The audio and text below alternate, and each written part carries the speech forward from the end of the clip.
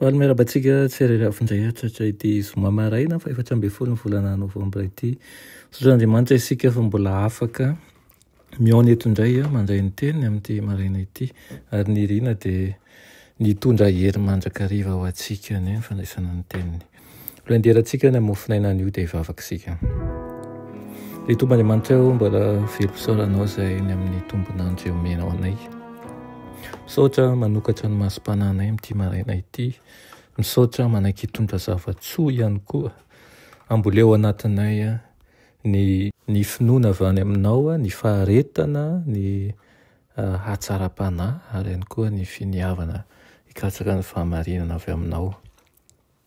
Metezanao mangnisa tokantrano amin'ity maraina ity. Aminaran'i Jesosy, amen. Lohateny mofinainantsika androany dia manao hoe hanitry ny fiainana. Ary amin'ny Salamo 5:7 manao hoe Jehovah, maraina no andrenesanao ny feoko, maraina no iavahako aminao ka hanandrandra aho. Amen. Ry mpamaky kristianina, aoka ny tanjona lehibe izay nanery an'i Paoly androso an-trano manoloana ny zava-tsarotra no hitarika anao hanokana feno ny tenanao amin'ny fanompoana an'Andriamanitra. Izay rehetra azo ny tananao atao dia ataovy amin'ny herinao rehetra ary aoka ho tahaka an'izao ny fivavaka ao isan'andro manao hoe Tompo, ampio aho mba hanao ny tsara indrindra, ampianaro ny fomba fanao ny asa tsaratsara kokoa aho, ampio aho mba hampihatra eo amin'ny fanompoko ny asa feno fitiavana nataon'ny mpamonjy. Refesina amin'ny fanomezana nankinina taminy ny andraikitry ny mpiasa tsirairay. Ny rehetra no tsy maintsy miasa, saingy ny mpiasa nomena tombotsoa lehibe indrindra dia fahiratan-tsaina lehibe indrindra amin'ny fahatakarana ny soratra masina no iankinan'ny andraikitra ambony indrindra.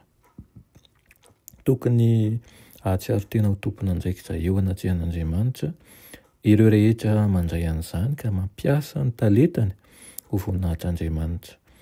Tsy vokatry ny vitana na ny kisendrasendra na ny lahatra ny fahombiazana eo amin'ny asan'Andriamanitra.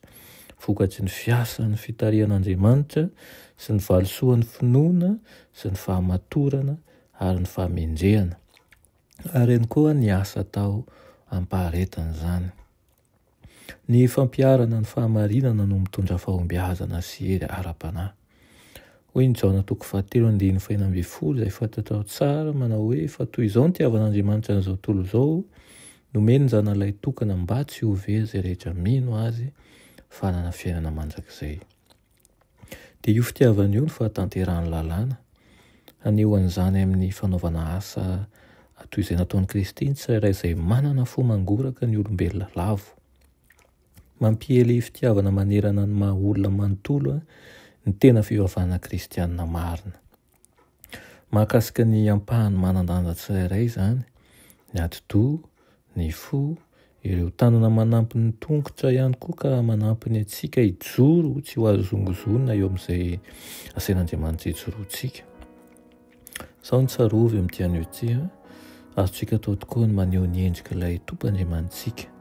Azontsika atao ny mankalaza an'Andriamanitra amin'ny tenantsika sy ny fanahintsika izay efa anazy.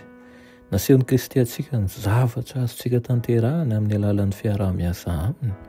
Hoy izy manao hoe tomoera amiko ary izaho aminareo. Amen. Ilay tomban'Andriamanitra mbola misaotra anao manome an'izany teninao izany amin'ity maraina ity.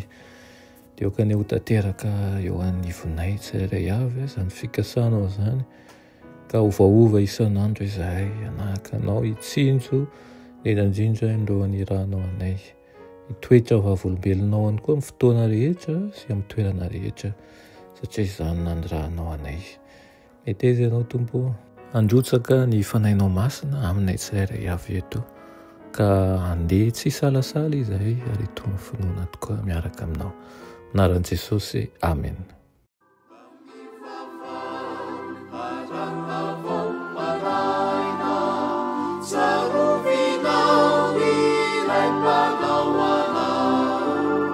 Izay miaro ny